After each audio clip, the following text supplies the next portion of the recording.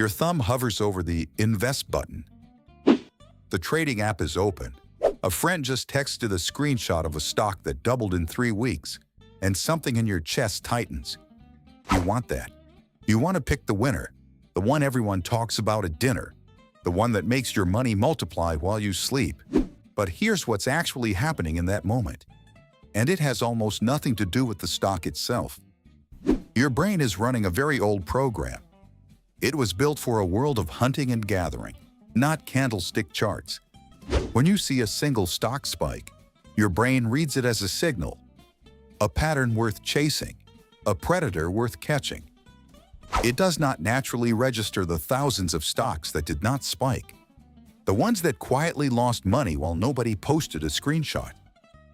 That silence is called survivorship bias, the tendency to only see the winners because the losers disappeared from view. You are not being shown the whole picture.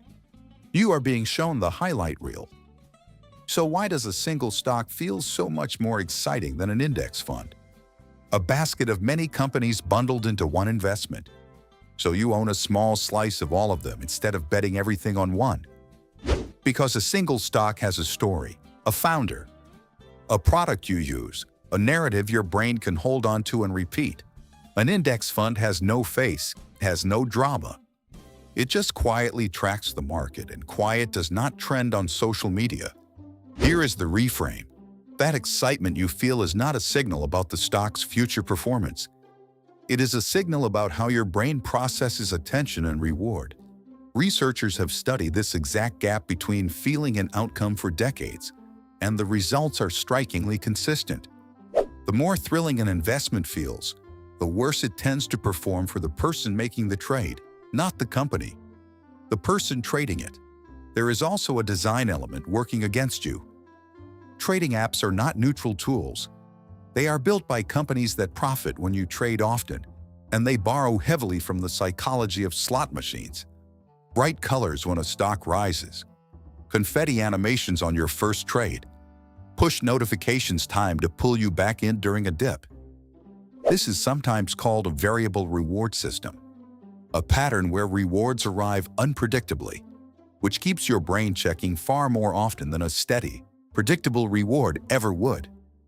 Casinos have used this principle for a century. Now it lives in your pocket, disguised as a wealth-building tool. Does that mean the app is lying to you? Not exactly. It just means the app's incentive and your long-term financial health are not always pointing in the same direction. Consider what economist Eugene Fama found when he studied how efficiently markets absorb information. His efficient market hypothesis, the idea that stock prices already reflect almost everything publicly known about a company at any given moment, suggests that by the time you feel excited about a stock tip, that information is already priced in. You are not discovering a secret. You are arriving late to a party where the news broke hours or days earlier, and professional traders with faster tools already reacted to it. Does that mean nobody ever gets lucky? No. But luck and skill look identical in a single data point, and your brain struggles to tell them apart. Princeton economist Burton Malkiel pushed this idea further in his influential book, A Random Walk Down Wall Street. His argument was almost insulting to the ego. A blindfolded monkey throwing darts at a newspaper's stock listings could, on average, build a portfolio that performs about as well as one carefully selected by professional experts. That is not a claim that stock picking is impossible. It is a claim that consistently beating the market, trade after trade, year after year, is far rarer than the finance industry wants you to believe. Now here is where it gets personal, because this is not just about markets. It is about you and your specific relationship with risk and confidence. Behavioral economist Terence O'Dean spent years digging through the actual trading records of individual investors. Not surveys, not opinions. Real accounts with real money. What he found was a pattern he called overconfidence.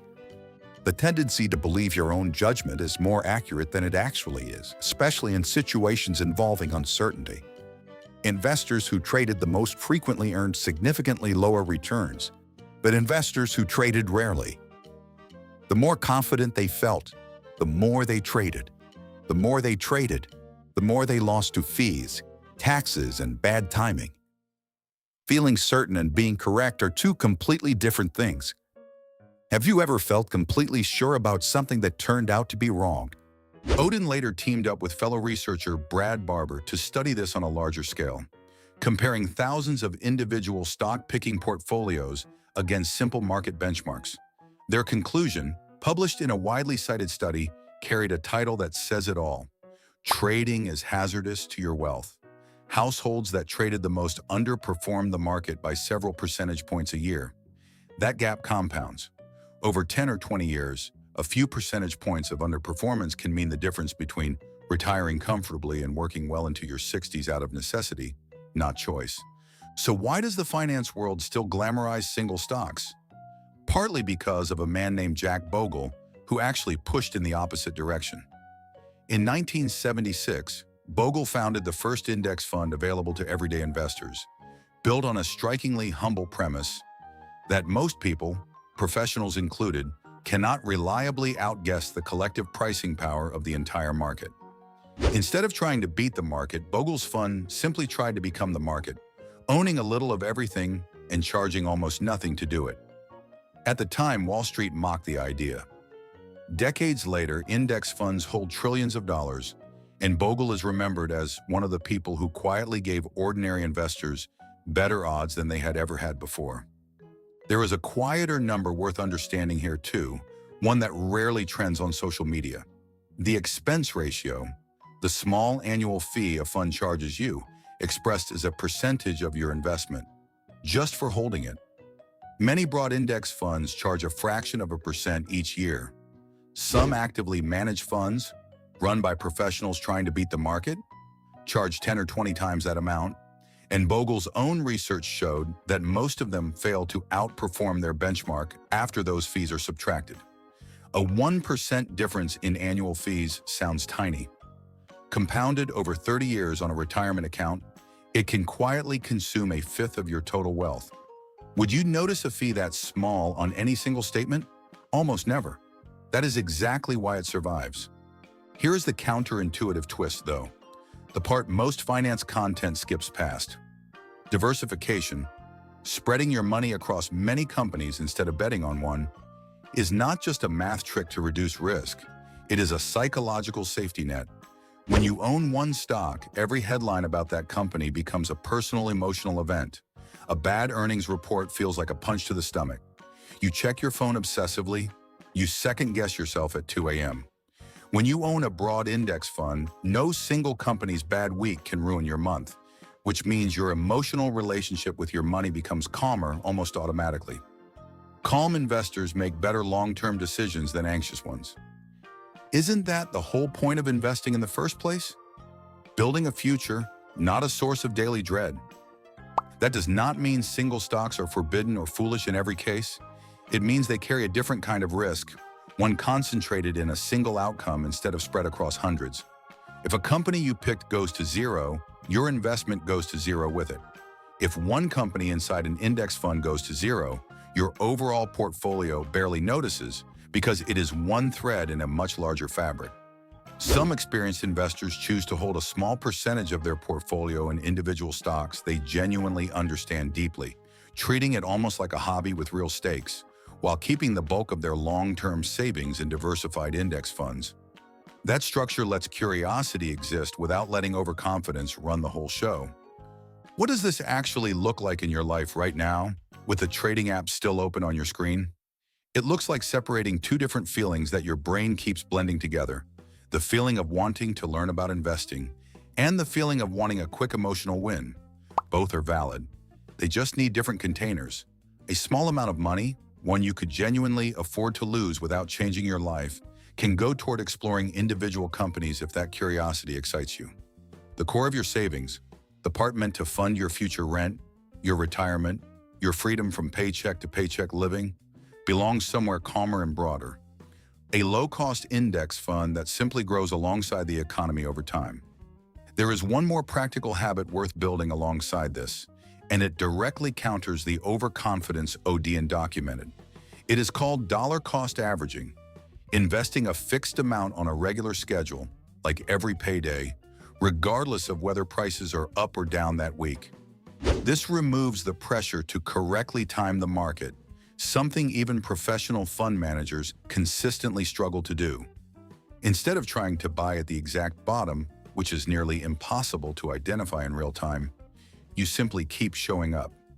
Some weeks you buy at a high point, some weeks you buy at a low point. Over years, those average out, and the habit itself matters more than the timing ever could.